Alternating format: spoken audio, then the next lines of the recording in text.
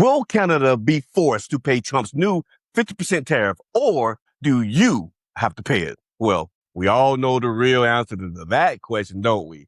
It's not like inflation is not already killing the average American right now. This is not a symbolic tax at all. It covers nearly $20 billion in selected Canadian goods, including wine, dairy products, furniture, clothing, hockey equipment, cement, wood products, machinery, and other items used by American families and businesses every day. The first person legally required to pay is not the Canadian government. It is the American importer. Shocker. President Trump signed 3 proclamations in July 20th of this year. They scheduled an additional 50% tariff on specific Canadian products beginning at 12:01 a.m. Eastern Standard Time on August the 19th. The White House says Canada discriminates against American automobiles, alcoholic beverages, and dairy products. Trump is using Section 338 of the Tariff Act of 1930, a law that allows duties up to 50%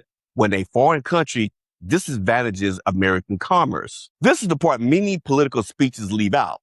But I'm not. A tariff is collected by U.S. Customs from the company importing the product into the United States. It's amazing how many people still don't know that. Canada does not receive an invoice from Washington. That's the process that people think, but that's not how it goes. An American importer can ask the Canadian supplier to lower its price. It can absorb part of the cost. It can switch suppliers, or it can raise the price to charge to its wholesalers, its retailers, builders, restaurants, and consumers. That means Canada can feel pain through lower sales and lost jobs. But Americans can still feel the pain even more because we have to pay more. But both can happen at the same time, and that sucks for the average American. So the unanswered question is not whether Canada has trade barriers, because they really do.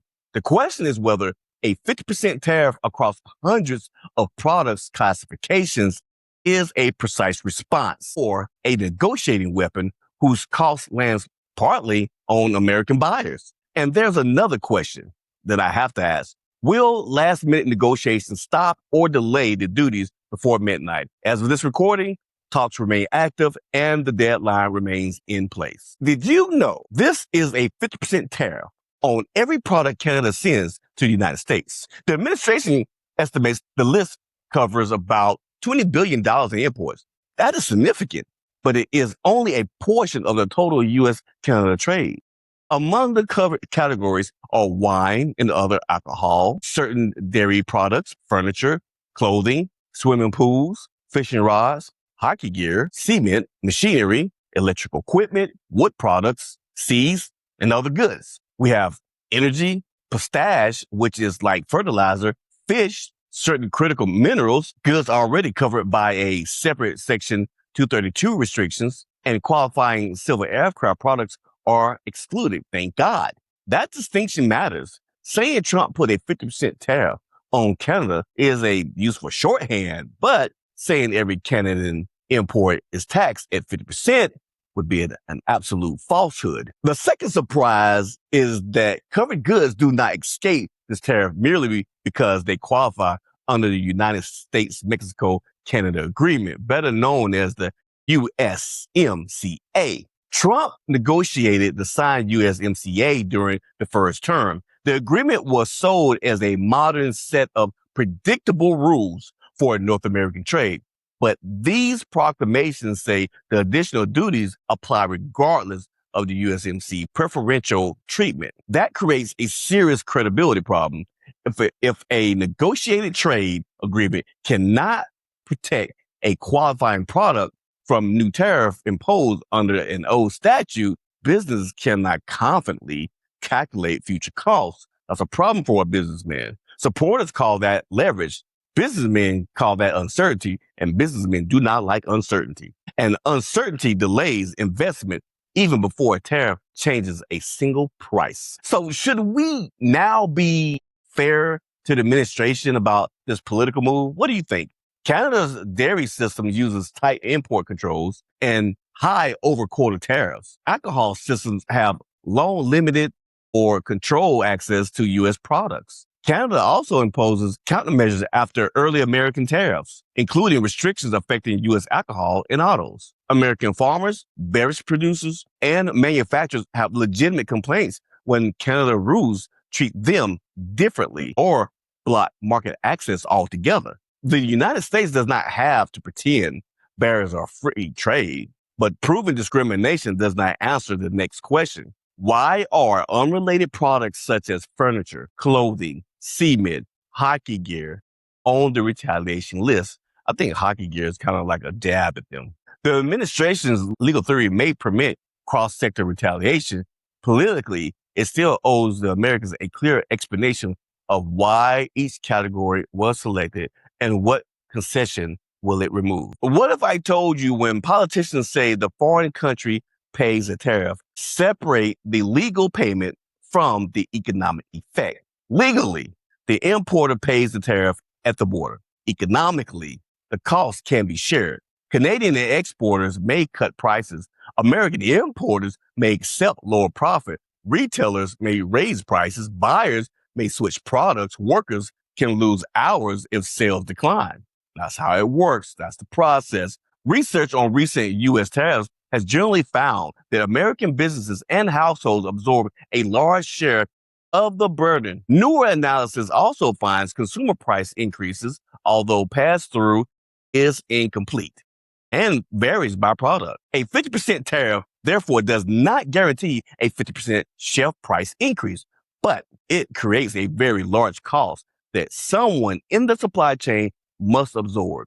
For a product with $10,000 custom value, the additional duty can add another $5,000 before normal duties, shipping, storage, financing, and retail markup are even considered. Section 338 is nearly a century old and has never been used or imposed this way ever. The statute authorizes the president to respond when another country discriminates against American commerce and caps the additional duty at 50%, which Trump has done. That gives the administration a argument that is different from the emergency authority the Supreme Court rejected earlier this year. But different does not mean immune from challenge. Courts may be asked whether the administration made the findings the statute requires, whether the product list reasonably offset the identified discrimination, and how Section 338 interacts with Congress approval of the USMCA. Remember, that's the United States-Mexico-Canadian Agreement. Until a court issues an order, businesses must prepare to pay more. A possible lawsuit is not a refund at the loading dock. I shouldn't say this, but here it is. The standard for both parties should be used. If the purpose is to force Canada to open its dairy, alcohol, and auto markets, identify the exact concessions being demanded. Publish an estimate of the cost to the American importers and to the consumers. Explain why each targeted product is connected in the dispute. Set an exit condition so the tariffs end when the discrimination ends, and report the results. Did Americans export increase? Did the production return back to home like it should have? Or did companies simply pay more and reduce purchases? Tariffs can produce leverage. They can also produce inflation. You know, the thing that the Federal Reserve is trying to get under 2%, but can't.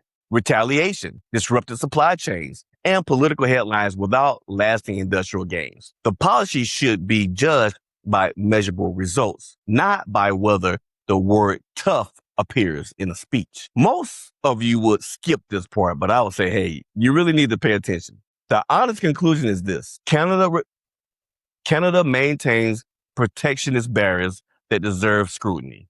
The United States has a legitimate interest in defending American producers, but the new 50% duty is collected from American importers on selected Canadian goods. Canadian companies may lose sales, while American businesses and consumers may absorb higher costs. That's no bueno. This is not every Canadian product, of course, so let's keep that in mind. It is not automatically illegal, and it is not free money paid by Ottawa. Before the deadline passes, the administration should tell the public what victory looks like for all of us, how much leverage is expected to be gained from this, and how much Americans may have to pay in order to get it. That is the difference between trade strategy and a tariff headline. Next, watch my breakdown on July inflation, because even when the inflation rates falls, the prices that have already increased do not reset themselves automatically. Click the video now. This is Money Politics Simplified. Stay informed, stay engaged, because when you understand who pays the tariffs, well, my friends, you understand the politics. Have a good night. Thank you. Esco Latimer. Talking money, talking power. Follow the paper and you find a throne. Deals in the back while the cameras roll. Who's funding fear? Who's buying hope? Who's pulling strings every time we vote?